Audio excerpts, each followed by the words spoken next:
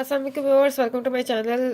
अब इस वीडियो में हम सीखते हैं कि उर्दू में आपने गोल और शेर जो है वो कैसे ऐड करने हैं। फॉर एग्जांपल, आप कोई लॉन्ग क्वेश्चन अटेम्प्ट करने हैं, पाक स्टडी का है या फिर इस ऐसे राइटिंग का है उर्दू में, या कोई भी लॉन्ग क्वेश्चन जो है वो उसमें आपने कोई शेर ऐड करना है या फिर आपने कोई गोल किसी का ऐड करना है, तो आप कैसे करेंगे वो हम सीखते हैं। अब फॉर एग्जाम्पल, आप लिखते चले आ रहे हैं, कोई पैसेज वगैरह आप लिख रहे हैं।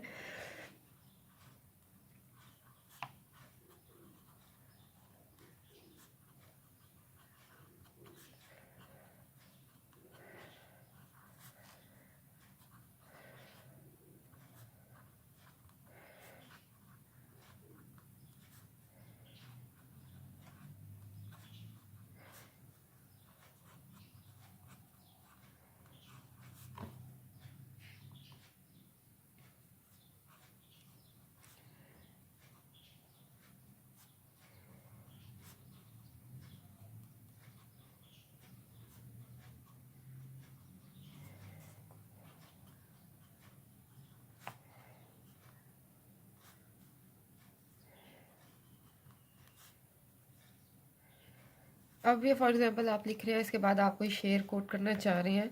ठीक है, तो आप ये देखें, सबसे पहले आप जो है वो 604 कट मार्कर ही है ये। आप सिंपल मार्कर भी यूज़ कर सकते हैं। कोई बुलेट बना लें, उसके बाद शेर का जो है वो सिंबल जो होता है वो लगाएं, और उसके बाद आप शेर ऐड करें।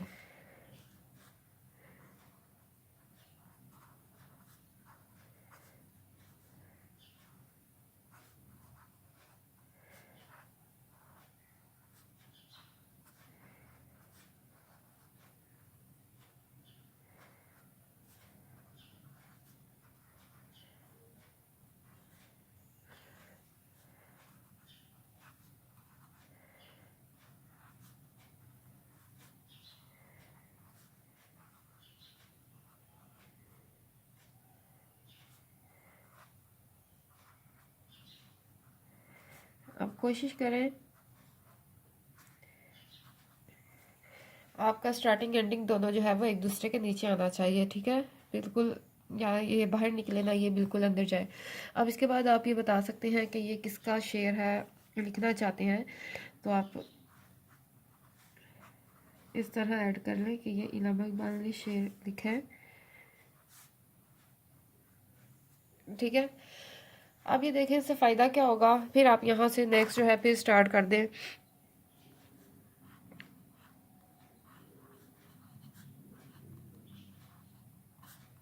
ठीक है, अब इससे फ़ायदा ये होता है कि एक तो प्रेजेंटेशन की तो प्रेजेंटेशन आती है, एग्जामिनर को भी आइडिया देखते पता लग जाता है इस बच्चे ने रेफरेंस दिए हैं, कोटेशन या शेर वगैरह ऐड किए हैं, प्लस ये भी बताया कि किसका शेर है, मीर तकी मीर का है, अल्लामा इकबाल का, या किसका भी है। प्लस ये सर लेंथ में भी इजाफा हो जाता है। अब देखें 4 लाइन्स जो है वो शेर ने यूज़ कर ली, लेकिन इस तरह ऑकवर्ड भी नहीं लग रहा लिखा हुआ, और प्रेजेंटेशन बेस्ट आ रही है। आपको बार बार कह रहे हैं कि आपकी अपनी चॉइस है, आप ये नहीं स्किप करना चाहते लाइन, आप बुलेट नहीं लगाना चाहते तो मत लगाइए, आप इस तरह नाम इकबाल नहीं लिखना चाहते तो मत यूज़ करें, आप जस्ट 2 लाइनें स्किप कर लें, यानी 2 लाइनें यूज़ कर लें शेर में ही, आपकी अपनी चॉइस है। पर मैं आपको एक आइडिया दे रही हूँ, आपको अगर अच्छा लगे तो आप ज़रूर ट्राई करें। अपनी राइटिंग पे भी आपका डिपेंड करता है, अगर राइटिंग छोटी है या बड़ी है उसके अकॉर्डिंगली आप देख लें। प्लस अगर आपने जो है वो 2 शेर इकट्ठे ऐड करने हैं, ठीक है, तो आप उसको इस तरह ऐड कर सकते हैं।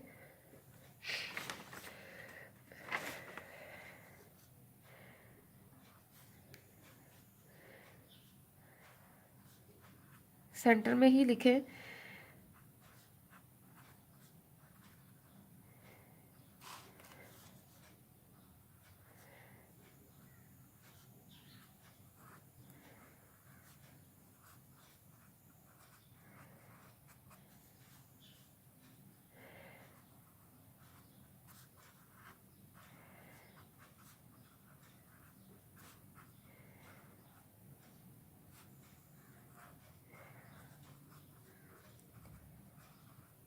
देखें,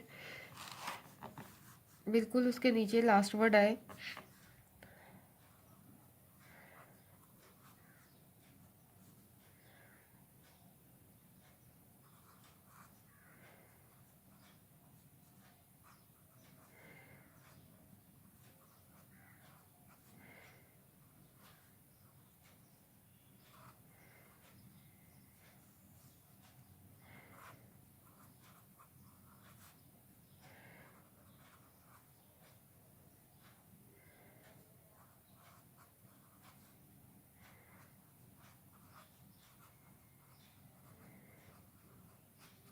ठीक है, अब ये देखें मैंने कैसे ऐड किया।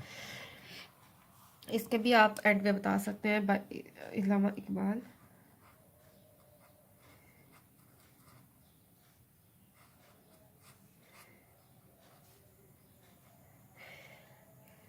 ठीक है, अब जो है अब हम देखते हैं कि आपने अगर कोई कोल ऐड करना है तो फिर वो कोल कैसे ऐड करेंगे।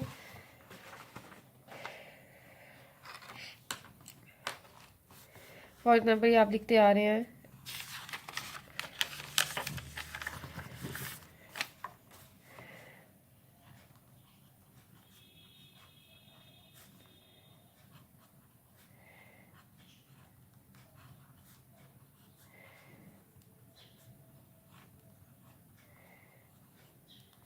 ठीक है, इसके बाद आपने कोई कोल ऐड करना है तो आप सिंपल मार्कर भी यूज़ कर सकते हैं। देखें आप सिंपल मार्कर से भी लिख लें, मैं ज़्यादा कट मार्कर ही यूज़ करती हूँ, आपकी अपनी चॉइस है।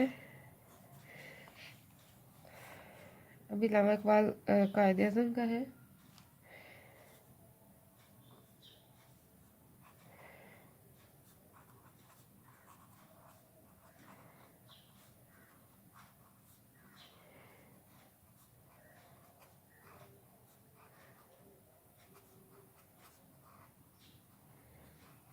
अगर कोल ज़रा लेंथी है तो आप जो है स्पेस जो है इतनी ज़्यादा मत छोड़िए।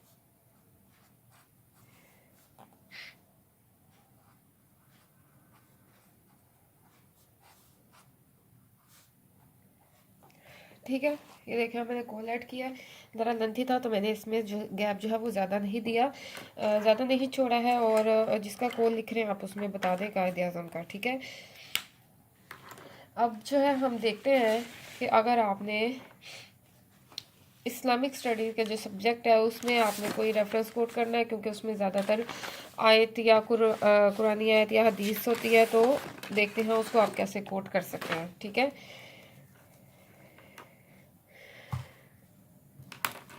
देखें आपको मैं बस एक टिप बताती हूँ, आपको अच्छे लगे आप ज़रूर ट्राई करें, आपको नहीं पसंद तो कोई मसला नहीं, जो आपको उसमें से अच्छा लगे आप उसे अडॉप्ट करें और बाकी जो है वो आप स्किप कर सकते हैं।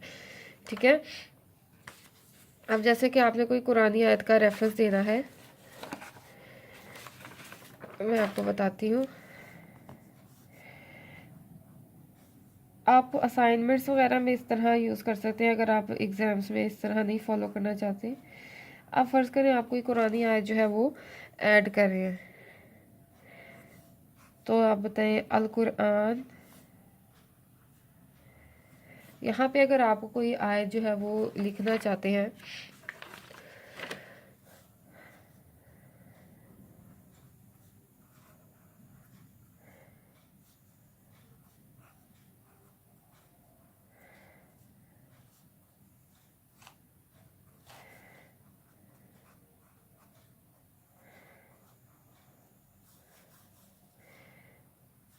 ये आपने एक आयत लिखी है, इसके बाद आप इसका तर्जुमे की हेडिंग दें। और फॉर एग्ज़ाम्पल आपने तर्जमा जस्ट लिखना है तो आप लिखें अल कुरान और उसके नीचे तर्जमा इस तरह, उसके बाद आप तर्जमा लिखें।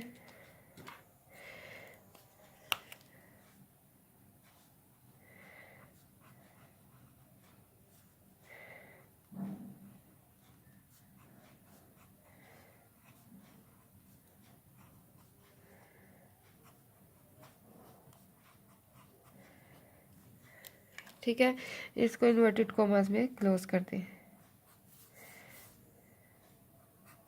अभी देखें, इस्लामियात में या आप कोई और सब्जेक्ट में जो है रेफरेंस है कोट कर रहे हैं तो आप इस तरह लिख सकते हैं, एक यहाँ पे एंडिंग की, यहाँ पे स्टार बनाया अल कुरान, उसका तर्जमा, या अगर हदीस या जो भी आप आयत लिखने जाते हैं वो आयत लिखी, तर्जमा, और इस तरह तर्जमा इसमें क्लोज कर दिया।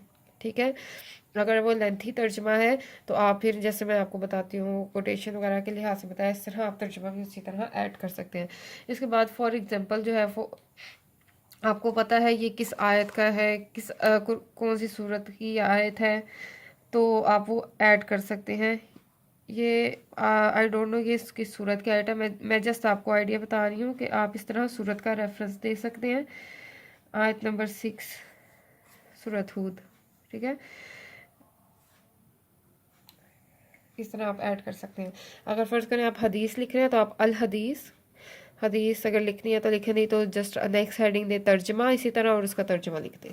ठीक है, वीडियो पसंद आई है तो ज़रूर लाइक और शेयर करें, चैनल को सब्सक्राइब करना मत भूलें व्यूअर्स, और प्लीज़ मेरे न्यू चैनल्स जो हैं उनको ज़रूर विज़िट करें, वीडियोस देखें, इंशाल्लाह आपको ज़रूर पसंद आई होंगी। उसमें भी लर्निंग का आपको बताया हुआ कैसे आप इजी वे में लर्निंग कर सकते हैं, प्लस सिग्नेचर्स जो है वो उसकी मैंने अलग से चैनल बनाया है आप लोगों की आसानी के लिए, तो आप वो भी विज़िट करें, अपने नेम लिखें अगर आप अपने नाम का सिग्नेचर्स चाहते हैं या कैलीग्राफी चाहते हैं। प्लस आर्ट्स और क्राफ्ट के लिहाज से भी मैंने एक चैनल बनाया है, जो इसमें इंटरेस्ट रखता है वो ज़रूर देखें और विज़िट करें, और चैनल को सब्सक्राइब करना मत भूलिए। अपना ख्याल रखिए, अल्लाह हाफिज़।